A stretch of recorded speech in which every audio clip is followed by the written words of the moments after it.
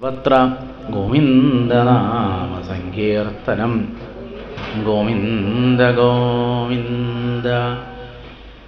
ന ചാസ്യ കശ്ചിന്നിപുണേന ധാതുരവൈദിജന്തോ കുമനീഷ ഊതീ നാമാനി രൂപാണി മനോവചോഭി സന്തന്വതോ നടചര്യാമിവാജ്ഞ. സർവത്ര ഗോവിന്ദനാമസങ്കീർത്തനം. ഗോവിന്ദ ഗോവിന്ദ. ശ്രീമദ് ഭാഗവതത്തിലെ പ്രഥമ സ്കന്ധത്തിലെ ആദ്യ ഭാഗത്തുള്ള ചില അധ്യായങ്ങളാണ് നമ്മൾ പാരായണം ചെയ്തത്. ആ ഭാഗം വളരെ ശ്രദ്ധേയമാണ്. ആ ഭാഗത്തുള്ള ഒരു ശ്ലോകമാണ് ഇപ്പോൾ ചൊല്ലിയത്. കൃത്യമായി പറഞ്ഞാൽ ശ്രീമദ് ഭാഗവത മഹാപുരാണത്തിലെ പ്രഥമ സ്കന്ധത്തിലെ മൂന്നാമത്തെ അധ്യായത്തിലെ 37ാമത്തെ ശ്ലോകമാണിപ്പോൾ ചൊല്ലിയത്. ഏതിനും വേണമല്ലോ ഒരു കൃത്യത. ഒരു ശ്ലോകം ചൊല്ലിയാൽ അതേത് ഗ്രന്ഥത്തിലുള്ളതാണ്, എവിടെയുള്ളതാണ് എന്ന് കൃത്യമായിട്ട് അറിഞ്ഞിരിക്കും. അപ്പോൾ ആ ശ്ലോകം നമുക്കൊന്നുകൂടി ചൊല്ലി നോക്കാം. ശ്രദ്ധിച്ചു കേൾക്കൂ. ന ചാസ്യ കശ്ചിന്നിപുണേന ധാതുരവൈദിജന്തോ കുമനീഷ ഊതീ നാമാനി രൂപാണി മനോവചോഭി സന്തന്വതോ നടചര്യാമിവാജ്ഞ. അപ്പം ഇത് 37ാമത്തെ ശ്ലോകമാണ്. ശ്രീമദ് ഭാഗവതം എന്ന മഹാപുരാണത്തിലെ ആദ്യത്തെ സ്കന്ധത്തിലെ മൂന്നാമത്തെ അധ്യായത്തിലെ 37ാമത്തെ ശ്ലോകമാണ്. അപ്പോൾ ഒരു ശ്ലോകം ചൊല്ലിക്കഴിഞ്ഞാൽ എന്താണതിലെ ക്രിയാപദം എന്ന് നോക്കണം എന്നാണ് പഴമക്കാർ പറയും. ഒരു ശ്ലോകം കണ്ടാൽ ആദ്യം എന്താ ചെയ്യുക? എല്ലാവർക്കും ആ ശ്ലോകം കിട്ടി എന്ന് വിചാരിക്കും. ഗ്രന്ഥമുള്ളവരോ ഒക്കെ ആ ശ്ലോകം നോക്കിക്കോളൂ. അപ്പം നമുക്കൊരു പ്രഭാഷണം കഴിഞ്ഞാൽ ഒരു ശ്ലോകമെങ്കിലും പഠിക്കാമല്ലോ. എല്ലാവർക്കും ഇത് കിട്ടിയില്ലേ? വളരെ എളുപ്പമാണ്. പ്രഥമ സ്കന്ധം എടുക്കുക, അതിലെ മൂന്നാമത്തെ അധ്യായം എടുക്കുക. ആ മൂന്നാമത്തെ അധ്യായത്തിൽ വലതുഭാഗത്ത് സംഖ്യ എഴുതിയിട്ടുണ്ട്. 1, 2, 3, 4 അങ്ങനെ സംഖ്യ എഴുതിയിട്ടുണ്ട്. ആ സംഖ്യയിൽ എത്രാമത്തെ സംഖ്യയാണ്? 37. ഇനി ആ 37 ശാസ്ത്രീയമായിട്ട് ചിന്തിച്ചാൽ, ഗണിതപരമായിട്ട് ചിന്തിച്ചാൽ വളരെ നല്ല ഒരു സംഖ്യ കൂടിയാണ് ഏത്? 37 എന്ന് പറയുന്ന സംഖ്യ. മനോഹരമായ ഒരു സംഖ്യയാണ്. അതെന്തിനാ തിരുമേനി രാവിലെ തന്നെ ഗണിതം പറയണത്? ഗണിതം വളരെ നല്ലൊരു ശാസ്ത്രമാണ്. സാധാരണ ഭഗവാൻ പറയും, തസ്മാത് ശാസ്ത്രം പ്രമാണം തേ എന്ന് പറയും. നമുക്ക് ഏതൊരു കാര്യമുണ്ടെങ്കിലും ആ കാര്യത്തിനൊക്കെ നമുക്ക് പ്രമാണമായിട്ട് സ്വീകരിക്കേണ്ടത് എന്താണ്? ശാസ്ത്രമാണ് എന്നർത്ഥം. അതുകൊണ്ടാണ് ഭഗവാൻ ഗീതയിൽ പറഞ്ഞത് തസ്മാത് ശാസ്ത്രം പ്രമാണം തേ. നമുക്ക് എന്തൊരു കാര്യം എടുക്കുമ്പോഴും അതിന് പ്രമാണം വേണം. ശാസ്ത്രമായിരിക്കണം നമ്മൾ പ്രമാണമായിട്ട് സ്വീകരിക്കുന്നത്. അങ്ങനെ നോക്കുമ്പോൾ വളരെ നല്ല ഒരു ശാസ്ത്രമാണ് ഏത്? ഭാഗവതം. ഭാഗവതം ശാസ്ത്രമാണ് എന്നാണ് ഭാഗവതം തന്നെ പറയുന്നത്. ഗണിതവും ഒരു ശാസ്ത്രമാണ്. അപ്പോൾ ഗണിതശാസ്ത്രത്തിലെ പ്രധാനപ്പെട്ട കാര്യങ്ങളാണ് സംഖ്യകൾ. ആ സംഖ്യയിൽ വളരെ പ്രധാനപ്പെട്ടൊരു സംഖ്യയാണ് 37 എന്ന് പറയുന്ന സംഖ്യ. അപ്പോൾ എല്ലാവർക്കും അത് കിട്ടി അല്ലേ? എല്ലാവർക്കും കിട്ടി. കിട്ടാത്തവരാരുമില്ല. വളരെ ഇങ്ങനെ നമ്മളൊരു ശ്ലോകം പറഞ്ഞാൽ, ഭാഗവതത്തിൽ ഒരു ശ്ലോകം പറഞ്ഞാൽ അതെവിടെയാണ് എന്ന് വളരെ വേഗത്തിൽ, കഴിയുന്നത്ര വേഗത്തിൽ കണ്ടുപിടിക്കാനുള്ള ഒരു കഴിവ് നമ്മൾ വളർത്തിയെടുക്കണം. അതിനൊരു എളുപ്പ വഴിയുണ്ട്. നമ്മൾ പറഞ്ഞു, ശ്രദ്ധിച്ചു കേൾക്കും. ഈ ഭാഗവതം എന്ന മഹാപുരാണത്തെ 12 സ്കന്ധങ്ങളായിട്ടാണ് ഭാഗിച്ചിരിക്കുന്നത്. 12 സ്കന്ധങ്ങളാണ്. ഓരോരോ സ്കന്ധത്തിലും കുറേ അധ്യായങ്ങളുണ്ട്. മനസ്സിലായല്ലോ അല്ലേ? ഓരോ സ്കന്ധത്തിലും കുറേ അധ്യായങ്ങളുണ്ട്. ഉദാഹരണം പറഞ്ഞാൽ ഒന്നാമത്തെ സ്കന്ധത്തിൽ ആകെ 19 അധ്യായങ്ങളുണ്ട്. രണ്ടാമത്തെ സ്കന്ധത്തിൽ 10 അധ്യായങ്ങളുണ്ട്. അതുപോലെ 10ാമത്തെ സ്കന്ധത്തിലാകെ 90 അധ്യായങ്ങളുണ്ട്. ഇങ്ങനെ ഓരോരോ സ്കന്ധത്തിലും അധ്യായങ്ങളുടെ എണ്ണം വ്യത്യസ്തമാണ്. അപ്പോൾ അതിൽ നമുക്ക് അതിങ്ങനെ പറഞ്ഞാൽ മതി, വളരെ എളുപ്പത്തിൽ കണ്ടുപിടിക്കാൻ പറ്റും. അപ്പോൾ ആദ്യം നമ്മൾ പറയുക സ്കന്ധത്തിൻ്റെ പേരാണ്. ഇത് പ്രഥമ സ്കന്ധമായതുകൊണ്ട് നമുക്ക് എന്ത് പറയാം? 1 എന്ന് പറയാം. അപ്പോൾ 1 എന്ന് പറഞ്ഞാൽ പ്രഥമ സ്കന്ധത്തെ കാണിക്കും. പിന്നെ എത്രാമത്തെ അധ്യായമാണ്? മൂന്നാമത്തെ അധ്യായമാണ്. അപ്പോൾ നമ്മളൊരു വര വരച്ചിട്ട് 3 നല്ലപോലെ പഠിക്കണേ. പ്രഥമസ്കന്ധത്തെ കാണിക്കാൻ 1 എന്നെഴുതി. അത് കഴിഞ്ഞിട്ട് എന്ത് ചെയ്തു? ഒരു വര വരച്ചു. ഒരു വര വരച്ചിട്ട് എത്രാമത്തെ അധ്യായമാണോ എന്ന് എഴുതണം. എത്രാമത്തെ അധ്യായമാണ്? 3. തെറ്റിച്ച് പറയരുത്, 37 അല്ല, 3. അപ്പോൾ മൂന്നാമത്തെ അധ്യായം. അപ്പോൾ 1 എന്നെഴുതി വരച്ചു, 3 എന്നെഴുതി വരച്ചു. ആ മൂന്നാമത്തെ അധ്യായത്തിൽ എത്രാമത്തെ ശ്ലോകമാണ്? 37ാമത്തെ ശ്ലോകം. അപ്പോൾ 1, 3, 37 അങ്ങനെ 3 സംഖ്യ മാത്രം മതി. ഞാൻ ഒന്നുകൂടി പറയാം. 1 ഒരു വര വരച്ചു, എന്നിട്ട് 3 എന്നെഴുതി ഒരു വര വരച്ചു, 37 എന്നെഴുതി. അപ്പോൾ ഭാഗവതം പരിചയപ്പെടാനുള്ള, ഭാഗവതം പഠിക്കാനുള്ള ഈ ഒരു ബാലപാഠം എല്ലാവരും പഠിച്ചു വയ്ക്കുക. നമ്മൾ 3 സംഖ്യകളാണ് എഴുതുക. ആദ്യത്തെ സംഖ്യ എന്തിനെ കാണിക്കുന്നു? സ്കന്ധത്തിൻ്റെ സംഖ്യയാണ്. രണ്ടാമത് എഴുതുന്നത് ആ സ്കന്ധത്തിൽ എത്രാമത്തെ അധ്യായമാണ് എന്നത് രണ്ടാമത്തെ സംഖ്യ.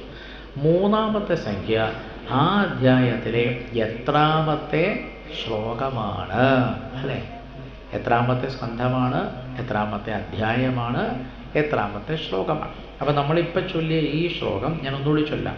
നചാസ്യ കശ്ചിന്നിപുണേന ധാതുരവേദി ജന്തു കുമനീഷ ഊതീ നാമാനി രൂപാണി മനോവചോഭി സന്തന്വതോ നടചര്യാമിവാജ്ഞ.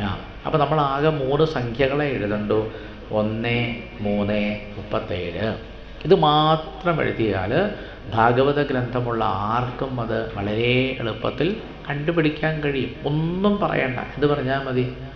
1, 3, 37 ഇങ്ങനെ 3 സംഖ്യകൾ പറഞ്ഞാൽ ഈ ഭാഗവതം എന്ന മഹാപുരാണത്തിലെ ഏത് ശ്ലോകവും എവിടെയാണെന്ന് വളരെ കൃത്യമായി, വളരെ എളുപ്പത്തിൽ നമുക്ക് കണ്ടുപിടിക്കാൻ കഴിയും. ഈ വിദ്യയാണ് ഭാഗവതം വായിക്കുന്നവർ ആദ്യമായി പഠിക്കേണ്ട വിദ്യ. ഇതൊരു ബാലപാഠമാണ്. കൊച്ചുകുട്ടികൾക്ക് ആദ്യമായിട്ട് ഇതാണ് പറഞ്ഞു കൊടുക്കുക. അപ്പം 3 സംഖ്യ മനസ്സിലായില്ല, എങ്ങനെയാണെന്നൊക്കെ ഞാൻ വിസ്തരിക്കേണ്ടല്ലോ, വേണ്ട, എല്ലാവർക്കും മനസ്സിലായി. ഇനി നമ്മൾ എന്താ ചെയ്യേണ്ടത്? നമുക്കൊരു ശ്ലോകം കിട്ടി. ഇനി ആ ശ്ലോകത്തിൻ്റെ അർത്ഥം എന്താണെന്ന് ആലോചിക്കണം. അപ്പോൾ ആ ശ്ലോകത്തിലെ പദങ്ങളൊക്കെ മുറിച്ച് വയ്ക്കണം. ന എന്നുള്ളതാണല്ലോ ആദ്യത്തെ പദം, അല്ലേ? ആദ്യത്തെ പദം ന. പിന്നെ കാണുന്നത് ചാസ്യ, അത് 2 പദങ്ങളാണ്. ച കൂട്ടണം അസ്യ, ച കൂട്ടണം അസ്യ, അപ്പോൾ അത് ചാസ്യ എന്നത്. കശ്ചിൻ നിപുണേന, കശ്ചിത് കൂട്ടണം നിപുണേന. പിന്നെ ധാതു, അടുത്തത് അവൈതി, പിന്നെ ജന്തു, പിന്നെ കുമനീഷ, പിന്നെ ഊതി. ഇതൊക്കെ ഓരോരോ പദങ്ങളാണ്. അടുത്ത പദം നിങ്ങൾക്കറിയാം, നാമാനി. അടുത്ത പദം രൂപാണി. അടുത്ത പദം എന്താ? മനോവചോഭി. അടുത്തത് സന്തന്വത. ആ ഓ എന്നുള്ളത് പോവും, പദം മുറിച്ചാൽ അവിടെ ഒരു സന്തന്വതോ എന്നല്ലേ കാണുന്നത്. ആ ഓകാരം പോയിട്ട് അതെന്താവും? സന്തന്വത. സന്തന്വത എന്ന് എഴുതുക, താന്ന് എഴുതിയിട്ട് 2 കുത്തിടും. അപ്പോൾ ആ പദം എന്താണ്? സന്തന്വത എന്നാണ് പദം. പിന്നെ നടചര്യാം ഇവാജ്ഞ, അത് കുറേ പദങ്ങളാണ്. നടചര്യാം കൂട്ടണം, ഇവ കൂട്ടണം, അജ്ഞഃ. നടചര്യാം ഇവ അജ്ഞഃ. അപ്പോൾ ഒരു ശ്ലോകം നമ്മുടെ കയ്യിൽ കിട്ടിയാൽ നമ്മൾ ഇതാണ് ആദ്യം ചെയ്യേണ്ടത്. അതിലെ പദങ്ങളൊക്കെ മുറിച്ച് പദങ്ങളൊക്കെ വേറെ വേറെ ഏതാണെന്ന് കൃത്യമായിട്ട് മനസ്സിലാക്കുക. ചിലപ്പോൾ നമ്മൾ പദച്ഛേദം ചെയ്യാമെന്ന് അതിന് പറയാം. ചിലപ്പോൾ നമ്മൾ പദച്ഛേദം ചെയ്ത് തെറ്റിപ്പോയിട്ടുണ്ടാവും. അത് നമുക്ക് കുറേ നേരം ചിന്തിക്കും, മനസ്സിലാവും. തെറ്റിപ്പോയിട്ടുണ്ടോ എന്ന് നമുക്ക് തന്നെ മനസ്സിലാവും. ഇപ്പം ഞാൻ ഏതായാലും പദങ്ങളൊക്കെ മുറിച്ച് വെച്ചു. അങ്ങനെ പദങ്ങളൊക്കെ മുറിച്ച് വെച്ചിട്ട് അതിൽ പിന്നെ നോക്കേണ്ടത് എന്തെങ്കിലുമൊക്കെ ക്രിയാപദങ്ങളുണ്ടോ നോക്കുക. ഇപ്പോൾ നജാസ്യ കശ്ചിൻ നിപുണേന ധാതു അവൈതി ജന്തു കുമനീഷ ഊതി. അപ്പോൾ അവിടെ അവൈതി എന്ന് പറയുന്നതൊരു ക്രിയാപദമാണ്. അവൈതി, അല്ലേ? അങ്ങനെ ക്രിയാപദം കണ്ടുപിടിക്കുകയാണ് പ്രധാന പരിപാടി. പിന്നെ എന്താ? നാമാനി രൂപാണി മനോവചോഭി സന്തന്വതോ നടചര്യാ വിവാജ്ഞ. അവിടെ നിന്നും ക്രിയാപദങ്ങൾ കാണാനില്ല. അപ്പോൾ ഇവിടുത്തെ ക്രിയാപദം എന്താണ്? അവൈതി എന്നുള്ളതാണ്. നജാസ്യ കശ്ചിത് നിപുണേന ധാതു അവൈതി ജന്തു കുമനീഷ ഊതി. എന്താ അതിൻ്റെയൊക്കെ അർത്ഥം? നജാസ്യ കശ്ചിൻ നിപുണേന, നിപുണനായ ഒരാൾ. നിപുണൻ എന്ന് പറഞ്ഞാൽ എന്താ അർത്ഥം? നിപുണൻ സമർത്ഥനാണ്, നല്ലതുപോലെ അറിയുന്നയാളാണ് നിപുണൻ എന്ന് പറയാം അല്ലേ. അപ്പം കശ്ചിത് നിപുണേന, ഒരു നിപുണനായ ഒരാൾക്ക് പോലും അറിയാൻ കഴിയുന്നില്ല അല്ലേ. അവൈതി പറഞ്ഞാൽ അറിയാൻ കഴിയുന്നില്ല എന്നാണ് അതിൻ്റെ അർത്ഥം. അപ്പം എത്ര നിപുണനായ ഒരാൾക്കും അറിയുവാൻ കഴിയുന്നില്ല. എന്തറിയുവാൻ കഴിയുന്നില്ല? ഊതീഹി. ഊതി എന്ന് പറഞ്ഞാൽ ഈ ഭഗവാൻ ഒരുപാട് ലീലകൾ ആടുന്നുണ്ടല്ലേ. ആ ഭഗവാന്റെ ലീലകളുടെ രഹസ്യം എന്താണെന്ന് എത്ര നിപുണനായ ഒരാൾക്കും അറിയാൻ കഴിയുന്നില്ല. അതുകൊണ്ട് മെല്ലെ മെല്ലെ മെല്ലെ മെല്ലെ നമുക്ക് ആ അർത്ഥം ഇങ്ങനെ മനസ്സിലായി വരുന്നത് കണ്ടു. പൂ വിരിയുന്നത് കണ്ടിട്ടില്ലേ? സൂര്യൻ്റെ പ്രകാശം ഏൽക്കുമ്പോഴാണ് പൂ വിരിയുക. അപ്പോൾ ആദ്യം പൂവ് എന്താ ചെയ്യുക? ആ പൂവ് ഇങ്ങനെ ഒരു മൊട്ടായിട്ടിരിക്കും, നല്ല ഭംഗിയാണ് പൂമൊട്ട് കാണാൻ അല്ലേ. പിന്നെ സൂര്യൻ്റെ കിരണങ്ങൾ മെല്ലെ മെല്ലെ വന്നിങ്ങനെ അതിനെ തൊടുന്ന സമയത്ത് ആ പൂമൊട്ട് എന്ത് ചെയ്യും? സാവധാനം സാവധാനം അങ്ങനെ വിരിഞ്ഞ് വിരിഞ്ഞ് വിരിഞ്ഞ് വിരിഞ്ഞ് വിരിഞ്ഞ് നല്ല ഒരു പൂവായിട്ട് വികസിക്കും. അങ്ങനെ നല്ല പൂവായിട്ട് വികസിക്കുമ്പോഴാണ് അതിൽ തേനുണ്ണാൻ വേണ്ടി ആരും വണ്ടുകൾ പറയും. ഇങ്ങനെയാണ് നമുക്ക് ഭാഗവതത്തെ സമീപിക്കേണ്ടത്. അപ്പോൾ ഒരു ശ്ലോകം നമ്മുടെ കയ്യിൽ കിട്ടിയാൽ അത് ഏത് രൂപത്തിലായിരിക്കും? അതൊരു മൊട്ടിൻ്റെ രൂപത്തിലായിരിക്കും. അപ്പോൾ നമ്മൾ എന്ത് ചെയ്യണം? നമ്മളതിലേക്ക് സൂര്യൻ്റെ കിരണങ്ങൾ കുറേശ്ശെ കുറേശ്ശെ കുറേശ്ശെ അങ്ങനെ കൊടുത്താൽ ആ ശ്ലോകമാകുന്ന പൂമൊട്ട് കുറേശ്ശെ കുറേശ്ശെ കുറേശ്ശെ ഇപ്പം അത് കുറച്ച് വിരിഞ്ഞു അല്ലേ. ഇപ്പം ആ ശ്ലോകം നമുക്ക് കുറച്ച് മനസ്സിലായി. അവൈതി എന്നൊരു ക്രിയാപദമുണ്ട്. പിന്നെ എന്താണതിൻ്റെ? എത്ര നിപുണനായ ഒരാൾക്കും എന്തറിയാൻ പറ്റില്ല? ഭഗവാന്റെ ലീലാവിലാസങ്ങളെ പറ്റി അറിയാൻ പറ്റുകയില്ല എന്ന് കുറേശ്ശെ ആ ശ്ലോകത്തിൻ്റെ അർത്ഥം മനസ്സിലായി. കുറേശ്ശേ മനസ്സിലായിട്ടുള്ളൂ. ഇങ്ങനെ നമുക്ക് കുറേ നേരം ആ ശ്ലോകത്തിൻ്റെ മുന്നിലിരുന്നാൽ നമ്മുടെ ഹൃദയമാകുന്ന പൂവാണ് ഭാഗവത രസം കൊണ്ടങ്ങനെ വിരിഞ്ഞ് വിരിഞ്ഞ് വരും. അപ്പോൾ ഭാഗവതത്തിൻ്റെ ലക്ഷ്യം എന്താണ് എന്നാണ് ഞാനിപ്പോൾ സൂചിപ്പിച്ചത്. നമ്മുടെ ഹൃദയമാകുന്ന ഈ പൂവ് എന്ത് ചെയ്യണം? സാവധാനത്തിൽ വിരിഞ്ഞു വരണം. സാവധാനത്തിൽ വിരിഞ്ഞാൽ പോരെ? മതി, സാവധാനത്തിൽ വിരിഞ്ഞാൽ. അപ്പോൾ സൂര്യരശ്മികൾ ഏറ്റാലാണത് സാവധാനത്തിൽ വിരിയുന്നത്. അപ്പോൾ ഇതുപോലെ നമ്മുടെ ഹൃദയമാകുന്ന താമരപ്പൂവ് എന്തുകൊണ്ട് വിരിയണം? സൂര്യരശ്മികളെ കൊണ്ട് വിരിയണം. ഏതാണ് ഈ സൂര്യരശ്മി? ഭാഗവതത്തിനെ തന്നെ നമുക്കൊരു സൂര്യനായിട്ട് കണ്ടാൽ ഭാഗവതമാകുന്ന സൂര്യൻ്റെ രശ്മികളേറ്റ് സാവധാനത്തിൽ നമ്മുടെ ഹൃദയമാകുന്ന പങ്കജം അതങ്ങനെ വികസിച്ച് വികസിച്ച് വരും. അപ്പോൾ നമുക്ക് എന്താണ് അതിൻ്റെ സുഗന്ധം എന്നറിയാൻ പറ്റും അല്ലേ. ഭാഗവതം ഒരു പൂവാണെങ്കിൽ അതിന് സുഗന്ധം ഉണ്ടാവില്ലേ? ഉണ്ടാവും. അപ്പോൾ ഭാഗവതമാകുന്ന പൂവിന് നല്ല സുഗന്ധമുണ്ട്. അപ്പം നമുക്ക് ആ സുഗന്ധം കുറേശ്ശെ കുറേശ്ശെ കുറേശ്ശെ അങ്ങനെ മനസ്സിലാവും. ഇത് നമ്മൾ ഒന്നുകൂടി വായിച്ചു നോക്കുക. നാമാനി രൂപാണി മനോവചോപി സന്തന്നതോ നടചര്യാം ഇവാജ്ഞ. ഏതുപോലെ? നടചര്യാം ഇവ അജ്ഞ. അജ്ഞ എന്ന് പറഞ്ഞാൽ എന്താ അർത്ഥം? അറിവില്ലാത്തവൻ. നിങ്ങൾ നന്നായിട്ട് പറയുന്നുണ്ടല്ലോ. അജ്ഞ പറഞ്ഞാൽ അറിവില്ലാത്തവൻ. അപ്പം നമ്മളൊക്കെ ആ വിഭാഗത്തിൽ പെടുന്നവരാണെന്ന് മനസ്സിലായോ? അത് മനസ്സിലായില്ല. നമ്മളെല്ലാവരും ഭാഗവതം കേൾക്കുന്ന നമ്മളെല്ലാവരും ഏത് വിഭാഗത്തിൽപ്പെട്ടവരാണ്? അജ്ഞ എന്ന് പറയുന്ന വിഭാഗത്തിൽപ്പെട്ടവൻ. അജ്ഞ പറഞ്ഞാൽ എന്താ? അറിവില്ലാത്തവൻ. അത് സമ്മതിക്കണേ. അതൊന്ന് സമ്മതിച്ചു തന്നാലേ നമുക്ക് ഭാഗവതം മനസ്സിലാവുള്ളൂ.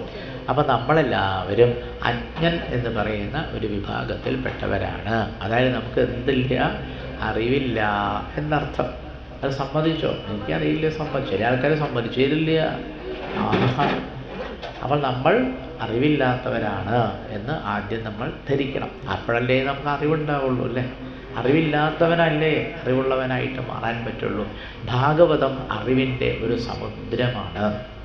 അപ്പം ഇവിടെ പറയുന്നു നടചര്യാം ഇവ അജ്ഞ. നടചര്യ എന്ന് പറഞ്ഞാൽ എന്താ? നടൻ എന്ന് പറഞ്ഞാൽ എന്താ അർത്ഥം? നടൻ, അഭിനയിക്കുന്നയാൾ. ഒരാളൊരു നാടകം അഭിനയിച്ചു കൊണ്ടിരിക്കുകയാണ്.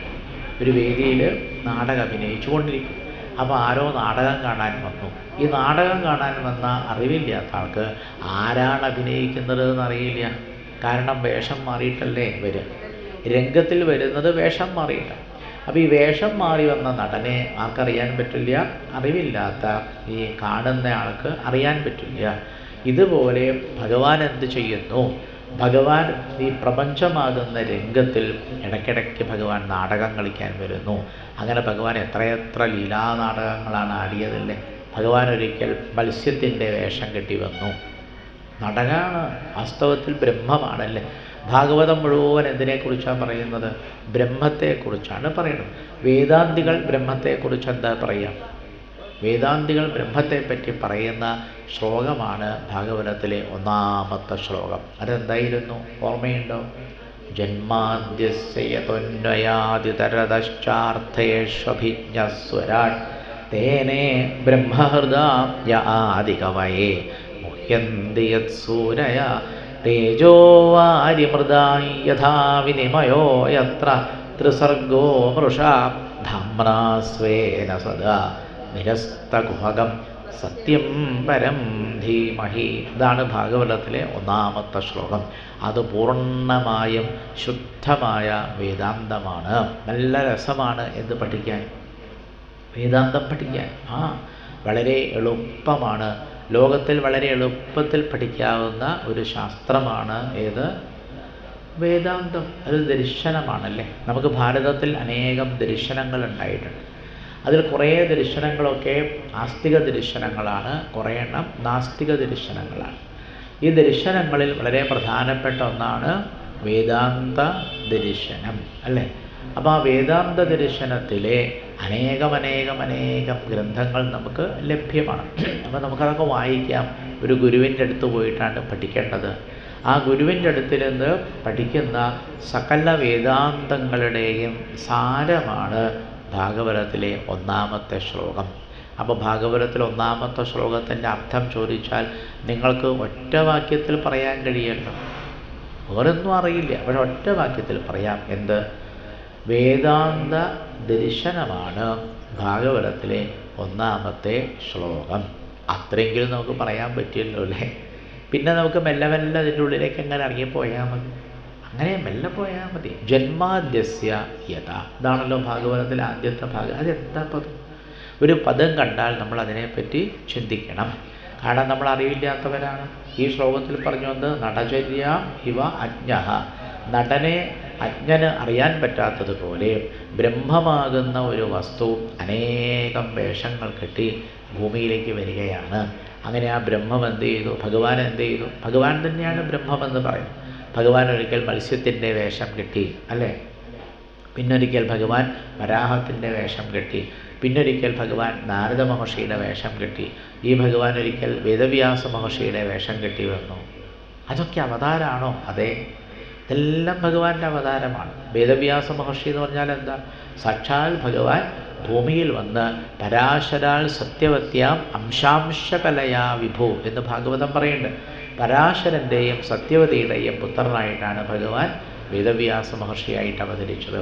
പിന്നൊരിക്കൽ ഭഗവാൻ ആരായിട്ട് വന്നു? ശ്രീരാമനായിട്ട് വന്നു അല്ലേ. ഇങ്ങനെ എത്ര അവതാരങ്ങളാണ്. അപ്പോൾ ഭാഗവതത്തിൽ പറയുന്നുണ്ട്, ഭഗവാന്റെ അവതാരങ്ങൾ എണ്ണിത്തിട്ടപ്പെടുത്താൻ കഴിയില്ല. 10 അല്ല, 100 അല്ല, 1000 അല്ല, 10,000 അല്ല, ലക്ഷമല്ല, കോടിയല്ല. എത്ര അവതാരങ്ങളാണ് ഭഗവാൻ എടുത്തതെന്ന് ചോദിച്ചാൽ നമുക്കത് അറിയാൻ കഴിയുകയില്ല. അതാരെപ്പോലെ ആയിരുന്നു? നടചര്യ ഇവാജ്ഞ അല്ലേ. നടചര്യ എന്ന് പറഞ്ഞാൽ മനസ്സിലായില്ലേ? നടൻ പല പല വേഷങ്ങൾ കെട്ടില്ലേ. ഒരു നല്ല നടനുണ്ടെന്ന് വിചാരിക്കും. ആ നല്ല നടൻ ഓരോരോ നാടകത്തിൽ ഓരോരോ വേഷം കെട്ടിയിട്ടല്ലേ വരിക അല്ലേ. പല പല വേഷങ്ങൾ കിട്ടും.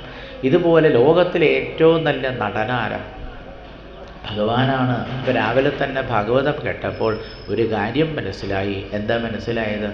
ഭഗവാൻ നല്ല ഒരു നടനാണ്. പിന്നെന്ത് മനസ്സിലായി?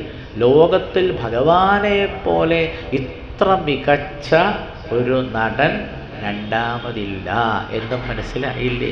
അല്ല തിരുമേനി, നാടകമാണോ പറയാൻ പോണത്? അതെ, ഭാഗവതം വാസ്തവത്തിൽ ഈ പ്രപഞ്ചത്തിലെ എല്ലാ ലീലകളും നോക്കിയാൽ നമുക്ക് മനസ്സിലാവും ഈ പ്രപഞ്ചം തന്നെ എന്താണ്? ഒരു രംഗമാണ്. ആ പ്രപഞ്ചമാകുന്ന രംഗത്തിൽ ഭഗവാൻ എന്ത് ചെയ്യുന്നു? ഇഷ്ടം പോലെ വേഷങ്ങൾ കെട്ടുകയാണ്. 1ഉം 2ഉമൊന്നുമല്ല, എത്ര വേഷങ്ങളാ ഭഗവാൻ കെട്ടുന്നതല്ലേ. ഭഗവാൻ കെട്ടിയ എല്ലാ വേഷങ്ങളും ഗംഭീരമായിരുന്നു.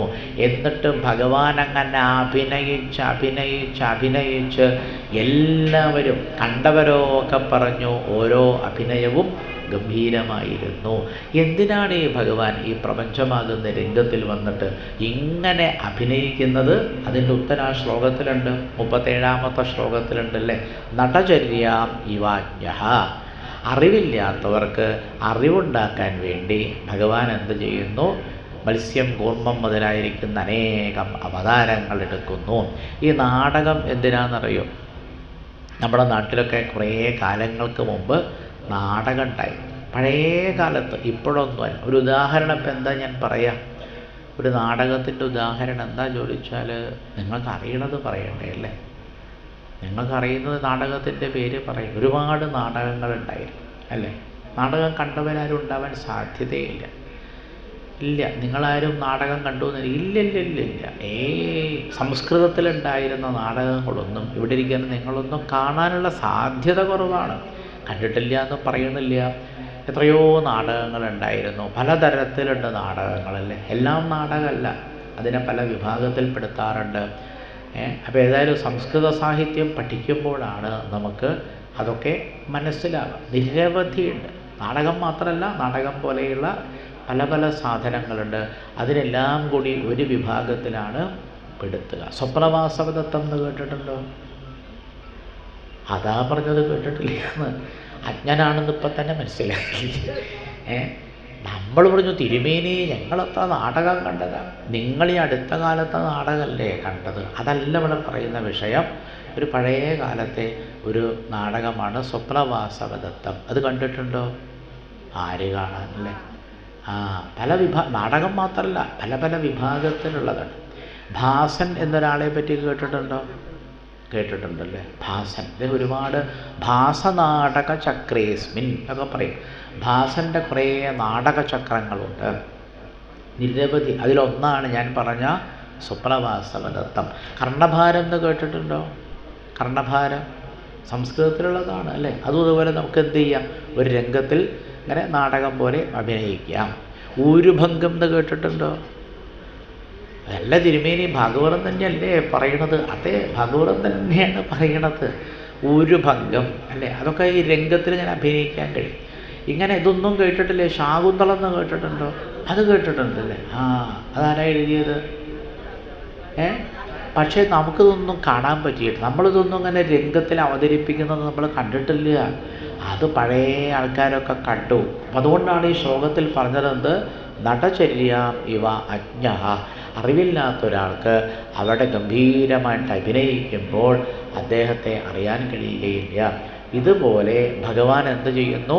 പ്രപഞ്ചമാകുന്ന ആ രംഗത്തിൽ അനേകം വേഷങ്ങൾ കെട്ടിയിട്ട് ഭഗവാൻ അങ്ങനെ ഗംഭീരമായിട്ട് അഭിനയിച്ചപ്പോൾ അതെല്ലാം ഭക്തന്മാർ അവതാരങ്ങളായിട്ട് വാഴ്ത്തി. ഇനി ആ ശ്ലോകം ഒന്നുകൂടി വായിച്ചു. ഇനി ആ ശ്ലോകം പഠിക്കുക, ഒരു വായിച്ചു നോക്കൂ.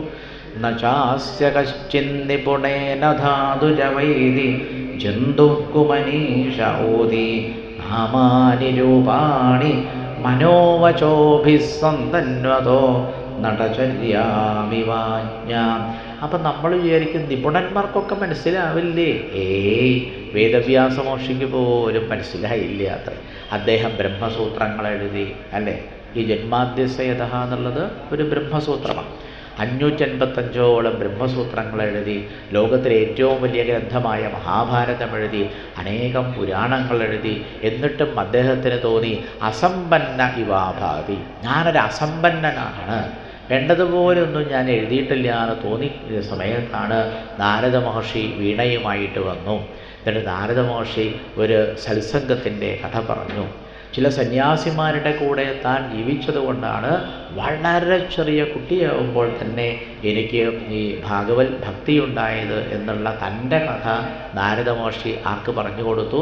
വേദവ്യാസ മഹർഷിക്ക് പറഞ്ഞു കൊടുത്തു. ആ കുട്ടി നേരെ കാട്ടിലേക്ക് പോവുക. ഏത് കുട്ടി? നാരദ മഹർഷിയാകുന്ന കുട്ടി തൻ്റെ പൂർവ്വജന്മത്തിൽ 5 വയസ്സൊറ്റേ ഉള്ളൂ. കാട്ടിൽ പോയി നല്ലൊരു വൃക്ഷം കണ്ടു. ആ വൃക്ഷം കണ്ടിട്ട് എന്ത് ചെയ്തു? അവിടെ ഇരുന്ന് കുറേ നേരം ധ്യാനിച്ചു. അങ്ങനെ ധ്യാനിച്ചപ്പോൾ സ്വന്തം ഹൃദയത്തിൽ, നേരത്തെ പറഞ്ഞില്ലേ എന്ത്? പൂവിങ്ങനെ വിരിഞ്ഞു വിരിഞ്ഞു വിരിഞ്ഞു വിരിഞ്ഞു വന്നാൽ പറഞ്ഞില്ലേ നേരത്തെ? അതുപോലെ നമ്മുടെ നാരദ മഹർഷിയുടെ ആ കൊച്ചുണ്ണിയുടെ ഹൃദയമാകുന്ന പൂവങ്ങനെ വിരിഞ്ഞു വിരിഞ്ഞു വിരിഞ്ഞു വിരിഞ്ഞു വന്നപ്പോൾ ധ്യായതശ്ചരണാംഭോജം ഭാവനിർജിതചേതസ ഔത്കണ്ഠ്യാശ്രുകലാക്ഷസ്യ ഹൃദ്യാസീന്മേ ശനൈः പറഞ്ഞാൽ എന്താർത്ഥം? മെല്ലെ മെല്ലെ. നാരദമഹർഷിയുടെ പൂർവജന്മത്തിൽ അദ്ദേഹം ഒരു കാട്ടിലിരിക്കുമ്പോൾ ആ കൊച്ചുണ്ണിയുടെ ഹൃദയമാകുന്ന താമരപ്പൂവിൽ ശനൈഹി സാവധാനത്തിൽ ആര് പ്രത്യക്ഷപ്പെട്ടു? ഭഗവാൻ പ്രത്യക്ഷപ്പെട്ടു. ഭഗവാൻ ചില കാര്യങ്ങളൊക്കെ നാരദമഹർഷിയോട് പറഞ്ഞു. അത് കേട്ടപ്പോഴാണ് ആ കുട്ടി ശരിക്കും പറഞ്ഞാൽ അജ്ഞനായിരുന്നു അല്ലേ. അമ്മയ്ക്ക് ഏതൊക്കെയോ വീട്ടിൽ പാത്രം കഴുകുക, അടിച്ചു വരാ മുതലായ ജോലികളാണ്. തനിക്ക് പറഞ്ഞു തരാനൊന്നും ആരുമില്ല. അജ്ഞനായ ആ കുട്ടി സന്യാസികളുടെ കൂടെ ഇരുന്നപ്പോൾ വിജ്ഞനായിട്ട് മാറി. കാട്ടിലൊരു മരത്തിൻ്റെ താഴെ ഇരുന്ന് ധ്യാനിച്ചപ്പോൾ അറിവ് കുറച്ചും കൂടെ ഉണ്ടായി. ഭഗവാൻ പറഞ്ഞു, നീ അറിവ് കൊണ്ട് സമ്പന്നനായി തീരാൻ പോകുന്നു. ആ കുട്ടിയാണ് അടുത്ത ജന്മത്തിൽ വീണാപാണിയായ നാരദ മഹർഷിയായിട്ട് അവതരിച്ചത്. നാരദ മഹർഷിയുടെ ഇപ്പോഴത്തെ കഥ എന്താ? എന്തൊരറിവാണല്ലേ! ഭാഗവതം മുഴുവൻ അദ്ദേഹത്തിന് അറിയാം. ഭാഗവതം മുഴുവൻ അറിയാം. അങ്ങനെ നാരദ മഹർഷി ഭാഗവതം മുഴുവൻ പാടിക്കൊണ്ട് അങ്ങനെ സഞ്ചരിക്കുമ്പോഴാണ് ആരെ കണ്ടത്? സാക്ഷാൽ ഭഗവാനെ കണ്ടു. അതാരാ? വേദവ്യാസ മഹർഷി. ഭഗവാൻ വേദവ്യാസ എന്നാണ് പലപ്പോഴും പറയാറുള്ളത്. ഭഗവാനെ കാണുമ്പോൾ എന്തൊരു സന്തോഷമല്ലേ. നാരദ മഹർഷി എന്താ പറയാറുള്ളത്? ഭഗവാൻ നാരദ എന്നാണ് പറയും. അപ്പോൾ ഭഗവാനായിരിക്കുന്ന നാരദ മഹർഷി ഭഗവാനായിരിക്കുന്ന വേദവ്യാസ മഹർഷിയെ കണ്ടപ്പോൾ അസമ്പന്നനാണ് എന്നാര് പറഞ്ഞു? വേദവ്യാസ മഹർഷി പറഞ്ഞു. അപ്പോൾ അദ്ദേഹത്തെ സമ്പന്നനാക്കണ്ടേ? അതെന്താ ചെയ്തത്? തൻ്റെ ഉള്ളിലുള്ള ആ ഭാഗവതം മുഴുവനും വേദവ്യാസ മഹർഷിയിലേക്ക് ഒന്നായിട്ട് അങ്ങോട്ട് പകർന്നു കൊടുത്തു. അപ്പോൾ വേദവ്യാസ മഹർഷിയുടെ ഹൃദയം മുഴുവനും എന്തുകൊണ്ട് നിറഞ്ഞു? ഭാഗവതം കൊണ്ട് നിറഞ്ഞപ്പോൾ അദ്ദേഹം വാസ്തവത്തിൽ ആരായിട്ട് മാറി? ഭഗവാനായിട്ട് മാറി അല്ലേ. ഇങ്ങനെയാണ് ഭഗവാൻ ആദ്യം ബ്രഹ്മാവിന് ഭാഗവതം പറഞ്ഞു കൊടുത്തു. അപ്പോൾ ബ്രഹ്മാവ് ഭഗവാനായിട്ട് മാറി. ബ്രഹ്മാവ് നാരദമഹർഷിക്ക് ഭാഗവതം പറഞ്ഞു കൊടുത്തപ്പോൾ നാരദമഹർഷി ഭഗവാനായി. നാരദമഹർഷി വേദവ്യാസ മഹർഷിക്ക് ഭാഗവതം പറഞ്ഞു കൊടുത്തപ്പോൾ വേദവ്യാസ മഹർഷി ഭഗവാനായി. പിന്നീട് അദ്ദേഹം തൻ്റെ പുത്രനായ ശുകം അധ്യാപയാമാസ. തൻ്റെ പുത്രനായ ശ്രീശുകനെ അധ്യാപയാമാസ, പഠിപ്പിച്ചു. അപ്പോൾ ശുകൻ ആരായിട്ട് മാറി? ഭഗവാനായിട്ട് മാറി. ഇവരുടെ ഒക്കെ പേരിൻ്റെ മുന്നിൽ ഭാഗവതത്തിൽ ഭഗവാൻ ഭഗവാൻ ഭഗവാൻ എന്ന് ചേർത്തിട്ടുണ്ട്. അങ്ങനെ അവർക്കെല്ലാവർക്കും ഭാഗവതം ഉള്ളിലേക്ക് വന്നപ്പോൾ ശരിയായ അറിവുണ്ടായി. ഇനി ആ ശ്ലോകം ഒന്നുകൂടി വായിച്ചു നോക്കൂ. ഞാൻ ശ്ലോകം വായിക്കും. 37. നചാസ്യ കശ്ചിന്നിപുണേന ധാതുരവൈതി ജന്തു കുമനീഷഊതി നാമാനി രൂപാണി മനോവചോഭി സന്തന്വതോ നടചര്യാമിവാജ്ഞ. ഭാഗവതം നല്ലതുപോലെ ഉള്ളിലെത്തിയപ്പോഴാണ് വേദവ്യാസ മഹർഷിക്കും നാരദ മഹർഷിക്കും ബ്രഹ്മാവിനും ഒക്കെ ഈ ഭഗവാന്റെ ലീലകളിൽ അഭിരമിക്കാൻ കഴിഞ്ഞത്. അവരെല്ലാവരും കേട്ടുകൊണ്ടിരുന്നു. ശ്രവണം എന്നതിന് പറയാല്ലേ. ഭഗവാൻ പറഞ്ഞപ്പോൾ ബ്രഹ്മാവ് ശ്രദ്ധയോടെ കേട്ടു. ബ്രഹ്മാവ് പറഞ്ഞപ്പോൾ നാരദ മഹർഷി ശ്രദ്ധയോടെ ശ്രവണം ചെയ്തു. നാരദ മഹർഷി പറഞ്ഞപ്പോൾ സത്യവതീസുതനായ വേദവ്യാസ മഹർഷി വളരെ ശ്രദ്ധയോടെ ഭാഗവതം കേട്ടു. അച്ഛൻ പറഞ്ഞപ്പോൾ ശ്രീശുക ബ്രഹ്മർഷി അതീവ ശ്രദ്ധയോടെ ഭാഗവത ശ്രവണം ചെയ്തു. പിന്നീട് ശ്രീശുക ബ്രഹ്മർഷി ഗംഗാനദിയുടെ തീരത്തിരുന്ന് ഭാഗവതം പറഞ്ഞപ്പോൾ അതിലേക്കാൾ ശ്രദ്ധയോടെ പരീക്ഷിത മഹാരാജാവ് ഭാഗവതം ശ്രവണം ചെയ്തു. അന്നവിടെ മറ്റൊരാൾ കേട്ടിരിക്കണ്ടായിരുന്നു. സൂതൻ എന്നാണ് പേര്. അദ്ദേഹത്തിന് എന്തൊരു ശ്രദ്ധയാണ്. ഭാഗവതം വായിക്കുമ്പോൾ എനിക്കിങ്ങനെ സംശയം തോന്നും. 2 പേരാണ് അവിടെ ശ്രദ്ധിച്ചിരിക്കുന്നത്. ഒന്ന് സൂതനും പിന്നൊന്ന് പരീക്ഷിത മഹാരാജാവും. ഭാഗവതം മുഴുവൻ പലതവണ വായിച്ചപ്പോൾ എനിക്കൊരു സംശയം. എന്താണെന്നറിയോ? പരീക്ഷത്തിനാണോ കൂടുതൽ ശ്രദ്ധ, അതല്ല സൂതനാണോ കൂടുതൽ ശ്രദ്ധ? 2 പേരും ശ്രവണ കുതുകികളായിരുന്നു. ഭാഗവതം കേൾക്കുക കേൾക്കുക എന്ന് പറഞ്ഞാൽ മറ്റൊന്നും ചിന്തിക്കാതെ ഗുരുനാഥൻ പറയുന്ന ഭാഗവതം 2 മിടുക്കന്മാരായിരുന്ന അങ്ങനെ കേട്ടതല്ലേ. പരീക്ഷത്ത് കേട്ട് കേട്ട് കേട്ട് കേട്ട് അവസാനം തക്ഷകനെ പോലും കണ്ടില്ല അത്രേ. അതെന്താ? അഹം ബ്രഹ്മപരം ധാമ ബ്രഹ്മാഹം പരമം പദം അല്ലേ. പിന്നെ എങ്ങനെയാ തക്ഷകനെ കാണാം? എന്നാൽ സൂതൻ എന്താ പറ്റിയത്? സൂതൻ 7 ദിവസം ഭാഗവതം മുഴുവൻ കേട്ട് അദ്ദേഹം അങ്ങനെ ആനന്ദതുന്തിലനായിട്ട് നടക്കുകയാണ്. അപ്പം അദ്ദേഹം എന്താ പറഞ്ഞതെന്നറിയോ? അദ്ദേഹം പറയുകയാണെന്ത്? ദശാസ്യരശ്ചിന്നിപുണേന ധാതുരവൈതി ജന്തുക്കുമനീഷ ഊതി നാമാനി രൂപാണി മനോവചോഭി സന്തന്വതോ നടചര്യാമിവാജ്ഞ. ആ അധ്യായത്തിൻ്റെ ആദ്യ ഭാഗത്തേക്ക് ഒന്ന് കണ്ണോടിക്കൂ. 3-ാമത്തെ അധ്യായത്തിൻ്റെ. അപ്പോൾ അവിടെ എന്താ കാണുന്നത്? സൂത ഉവാച എന്ന് കാണാനല്ലേ? കണ്ടു ഗ്രന്ഥം നോക്കിയാൽ മനസ്സിലാവും. അപ്പം 3-ാമത്തെ അധ്യായത്തിൽ സൂത ഉവാച എന്ന് പറഞ്ഞ് പിന്നീട് വരുന്ന എല്ലാ ശ്ലോകങ്ങളും ആര് പറയുന്നതായിരിക്കണം? മിക്കവാറും സൂതൻ പറയുന്നതായിരിക്കണം. ഭഗവാന്റെ അനേകം അവതാരങ്ങളെപ്പറ്റി നിങ്ങൾ എപ്പോഴെങ്കിലും ഒഴിവുള്ള എണ്ണി നോക്കിക്കോളെ. ഞാനൊരു സൂചന തരാം. അതിൽ ഭഗവാന്റെ ഓരോരോ അവതാരത്തെപ്പറ്റി ഇങ്ങനെ സൂതൻ എവിടുന്നാതൊക്കെ മനസ്സിലായത്? ഗംഗാനദിയുടെ തീരത്തിരുന്ന് ശ്രീശുക ബ്രഹ്മർഷി പറയുന്ന ഭാഗവതം മുഴുവൻ കേട്ടപ്പോൾ ഈ സൂതന് ഭഗവാന്റെ ഓരോരോ അവതാരം എന്താണെന്ന് മനസ്സിലായി. അവിടെ 6-ാമത്തെ ശ്ലോകത്തിൽ പറയുന്നുണ്ട്, സ ഏവ പ്രഥമം ദേവ കൗമാരം സർഗമാസ്ഥിത ചചാര ദുശ്ചരം ബ്രഹ്മചര്യമഖണ്ഡിതം. ഇതായിരുന്നു ഭഗവാന്റെ 1-ാമത്തെ അവതാരം. ഏതാത്? സാധാരണക്കാർ ചോദിച്ചാൽ പറയും മത്സ്യമാണ്, അതല്ലേ? എന്നാൽ ഇവിടെ അങ്ങനെയല്ല പറയണത്. വായിച്ചു നോക്കൂ. സ ഏവ പ്രഥമം ദേവ. പ്രഥമം എന്ന് പറഞ്ഞാൽ 1-ാമത്തെ അവതാരത്തിൻ്റെ പേര് കൗമാരം. എഴുതി വെച്ചു. എന്താണ് 1-ാമത്തെ അവതാരം? കൗമാരം. എന്താ ഈ കൗമാരം? അങ്ങനെ ഒരു അവതാരം കേട്ടിട്ടില്ലല്ലോ അല്ലേ? ഭഗവാന് കൗമാരാവതാരം, അങ്ങനെ ഒരു അവതാരമുണ്ടോ? പറഞ്ഞത് തെറ്റിപ്പോയോ? തെറ്റിപ്പോയിട്ടില്ല. സ ഏവ പ്രഥമം ദേവ കൗമാരം സർഗമാസ്ഥിത ചചാര ദുശ്ചരം ബ്രഹ്മചര്യമഖണ്ഡിതം. ഇതാണത്രേ സൂതനേറ്റവും ഇഷ്ടപ്പെട്ടത്. എന്താ കാരണം? ദുശ്ചരമാണ്. എന്ത്? ബ്രഹ്മചര്യം. എന്തൊരു ബുദ്ധിമുട്ടല്ലേ ബ്രഹ്മചര്യം ശീലിക്കാൻ. അപ്പോൾ ഭഗവാൻ എന്ത് ചെയ്തു? സനകൻ, സനന്ദൻ, സനാതനൻ, സനൽകുമാരൻ ഇങ്ങനെ 4 രൂപത്തിൽ ബ്രഹ്മാവിൻ്റെ മാനസപുത്രന്മാരായിട്ട് അവതരിച്ച് ദുശ്ചരം ചചാര, അല്ലേ, ചെയ്യുവാൻ വളരെ പ്രയാസമുള്ള ബ്രഹ്മചര്യം നല്ലതുപോലെ ശീലിച്ച് ലോകത്തിന് മുഴുവനും ഭഗവാൻ പഠിപ്പിച്ചു കൊടുത്തു. ലോകം അജ്ഞരായിരുന്നു. നമ്മൾ നടത്തിയതല്ലേ നടചര്യാമിവ അജ്ഞ. ലോകം ബ്രഹ്മചര്യത്തെപ്പറ്റി അജ്ഞരായിരുന്നു. ആ സനകാദികളായിട്ട് ഭഗവാൻ അവതരിച്ചപ്പോഴാണ് ആ ഒരു വിഷയത്തെപ്പറ്റി ബ്രഹ്മചര്യം എന്ത് എന്ന് ചോദിച്ചാൽ സനകാദികളുടെ ലീലകൾ നമ്മൾ കേട്ടാൽ മതി. അങ്ങനെ ചചാര ദുശ്ചരം ബ്രഹ്മചര്യം അഖണ്ഡിതം. എപ്പോഴെങ്കിലും സനകാദികൾക്ക് ആ ബ്രഹ്മചര്യം ഒന്ന് നഷ്ടപ്പെട്ടു പോയോ? അഖണ്ഡിതം. അവരെത്ര കാലം ജീവിച്ചിരുന്നുവോ ആ ജീവിച്ചിരുന്ന കാലം മുഴുവനും അഖണ്ഡിതമായി ബ്രഹ്മചര്യത്തെ ശീലിച്ചു. ഇതെന്തിനാ പറയണതെന്നറിയോ? ഭാഗവതം ശരിക്കും നമുക്ക് മനസ്സിലാവണമെങ്കിൽ നമുക്ക് ബ്രഹ്മചര്യം മുതലായിരിക്കുന്ന ഗുണങ്ങളുണ്ടായിരിക്കണം. അല്ലെങ്കിൽ ഇത് മനസ്സിലാവില്ല. അപ്പോൾ സൂതന് ഏറ്റവും ഇഷ്ടപ്പെട്ട ഒരാശയം എന്തായിരുന്നു?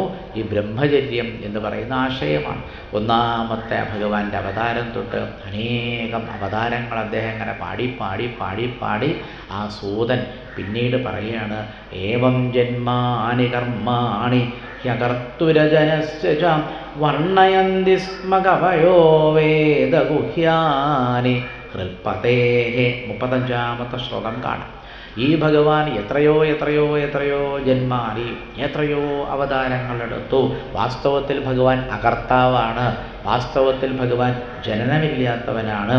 എന്നിട്ട് ഈ ഭഗവാന്റെ ലീലകളാണ് കവയഃ വർണ്ണന്തി. കവികൾ ഇങ്ങനെ വർണ്ണിച്ചുകൊണ്ടേയിരിക്കുകയാണ്. വേദഗുഹ്യാനി, എല്ലാ വേദങ്ങളിലും രഹസ്യമായി പറഞ്ഞ് സൂക്ഷ്മമായി പറഞ്ഞിരിക്കുന്ന ഭഗവാന്റെ അവതാരലീലകളാണ് കവികൾ പാടിക്കൊണ്ടേ ഇരിക്കുന്നത്. എന്നിട്ട് സൂതൻ തുള്ളിച്ചാടാൻ തുടങ്ങി. എന്താ, എനിക്ക് എന്തൊരു ഭാഗ്യ കിട്ടിയതല്ലേ. 7 ദിവസം അവിടെ ഗംഗാനദിയുടെ തീരത്തിരുന്ന് ശ്രീശുഖബ്രഹ്മർഷി പറയുന്ന ഭാഗവതം എനിക്ക് കേൾക്കാൻ ഭാഗ്യം കിട്ടി. എന്നിട്ട് അദ്ദേഹം നേരെ നൈമിഷാരണ്യത്തിൽ വന്നിരുന്നു. നൈമിഷാരണ്യത്തിൽ വന്നിരുന്ന അദ്ദേഹത്തിൻ്റെ, നമ്മൾ പറയില്ലേ, നിറകൂട്ടം എന്ന് പറയില്ലേ അല്ലേ, നിറകൂട്ടം തുളുമ്പില്ല എന്ന് പറയും മലയാളികൾ പഴഞ്ചൊല്ലിൽ. ഇപ്പം ആരാ നിറകൂട്ടം? ഭാഗവതം ശ്രീശുഖബ്രഹ്മർഷിയിൽ നിന്ന് കിട്ടിയിട്ട് അദ്ദേഹത്തിൻ്റെ ഉള്ളു മുഴുവനും ഭാഗവത രസം കൊണ്ടങ്ങനെ നിറഞ്ഞു നിൽക്കുകയാണ്. എന്തൊരു വിനയം അല്ലേ. അദ്ദേഹം നൈമിഷാരണ്യം എന്ന ഒരു കാട്ടിലിരിക്കുമ്പോഴാണ് കുറേ മഹർഷിമാർ, ശൗനകൻ മുതലായിരിക്കുന്ന മഹർഷിമാർ അവരുടെ രാവിലത്തെ ഹോമം പൂജയോ ഒക്കെ കഴിഞ്ഞ് ആ സൂതനെ വീണ് നമസ്കരിച്ചിട്ട് അവർ പറയുകയാണ്, എന്ത്, ഞങ്ങൾക്ക് വിസ്തരിച്ച് പറഞ്ഞു തരണം. എന്ത്, അങ്ങ് പഠിച്ചതിൽ വെച്ച് ഏറ്റവും രഹസ്യമായത് എന്താണോ അത് ഞങ്ങൾക്ക് പറഞ്ഞു തരണമെന്ന് ശൗനകാദികൾ ആവശ്യപ്പെട്ടപ്പോഴാണ് സൂതൻ ഈ പ്രഭാഷണത്തിൻ്റെ ആദ്യത്തിൽ പറഞ്ഞ ആ ശ്ലോകം ചൊല്ലിയത്. എന്തായിരുന്നു ആ ശ്ലോകം? നചാസ്യ കശ്ചിന്നിപുണേന ധാതുരവൈതി ജന്തുക്കുമനീഷ ഊതി നാമാനി രൂപാണി മനോവചോഭി സന്തന്വതോ നടചര്യാമിവാജ്ഞ. എങ്ങനെയാണ് ശൗനകാദികളെ ഞാൻ നിങ്ങൾക്ക് ഭാഗവതം പറഞ്ഞു തരിക? എന്താ കാരണം? ഭഗവാന്റെ ലീലാരഹസ്യങ്ങൾ അത്ര പെട്ടെന്നൊന്നും എത്ര നിപുണയായ ബുദ്ധിയുള്ളവർക്കും അറിയാൻ കഴിയുകയില്ല. പിന്നെ ആർക്കാ അറിയാൻ കഴിയുക? അടുത്ത ശ്ലോകത്തിൽ പറയും സവേദ. ചില ആൾക്കാർക്ക് അറിയാൻ പറ്റും. അതാർക്കത്? ആരാണോ ഭക്തിയോടെ ഈ ഭഗവാനെ ഉപാസിക്കുന്നത്, ആരുടെ ഹൃദയത്തിലാണോ തികഞ്ഞ ഈശ്വരഭക്തിയുള്ളത്, അവർക്ക് ഭഗവാന്റെ ലീലാരഹസ്യങ്ങളൊക്കെ അറിയാൻ കഴിയും. ഇപ്പം ഏകദേശം കാര്യമൊക്കെ മനസ്സിലായല്ലോ അല്ലേ? എങ്ങനെയാണ് ഭാഗവതത്തെ നമ്മൾ സമീപിക്കേണ്ടത്, ഭാഗവതം നമുക്ക് എങ്ങനെയാണ് കുറേശ്ശെ അറിയാൻ കഴിയുക എന്നൊക്കെ നമുക്ക് കുറേശ്ശെ മനസ്സിലായി. ഇങ്ങനെ 7 ദിവസം കഴിയുമ്പോഴേക്കും നമ്മളുടെ ഹൃദയമാകുന്ന താമരപ്പൂവ് സാവധാനത്തിൽ വിരിയും. ഇപ്പം അതിങ്ങനെ വിരിയണോ നമ്മളിപ്പോൾ ആദ്യത്തെ പ്രഭാഷണമല്ലേ കേട്ടുള്ളൂ. അപ്പം നമ്മുടെ ഈ ആദ്യത്തെ പ്രഭാഷണം കേട്ടപ്പോൾ ഇപ്പം നമ്മുടെ ഹൃദയത്തിൻ്റെ അവസ്ഥ എന്താണ്? അതൊരു പൂമൊട്ടാണ്. കുറേശ്ശെ രശ്മി വന്നു അല്ലേ? ഭാഗവത സൂര്യൻ്റെ രശ്മി ഇത്തിരി തട്ടിയപ്പോൾ ആ പൂമൊട്ട് വിരിയണോ എന്ന് വിചാരിച്ച് കുറേശ്ശെ ഇത്തിരി വിരിഞ്ഞു. ഇനി 7 ദിവസം കൊണ്ടാണ് ഇവിടെ എന്ത് സംഭവിക്കാൻ പോണത്? അത് നല്ലതുപോലെ വിരിയുന്നു. നമ്മുടെ ഹൃദയമാകുന്ന അരവിന്ദം വിരിഞ്ഞാൽ പിന്നെ നമുക്ക് ഭാഗവതത്തിൻ്റെ രസം അതിൽ നിറഞ്ഞിരിക്കും.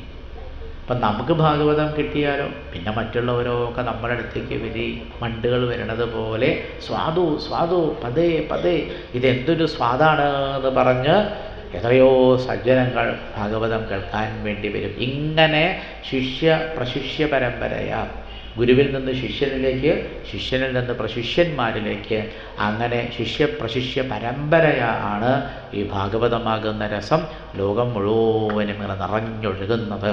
അതിൻ്റെ ഒരു തുള്ളിയാണ് ഇപ്പം നമുക്ക് കിട്ടിയതല്ലേ. അപ്പം അതിനെന്തൊരു സന്തോഷമായില്ലേ.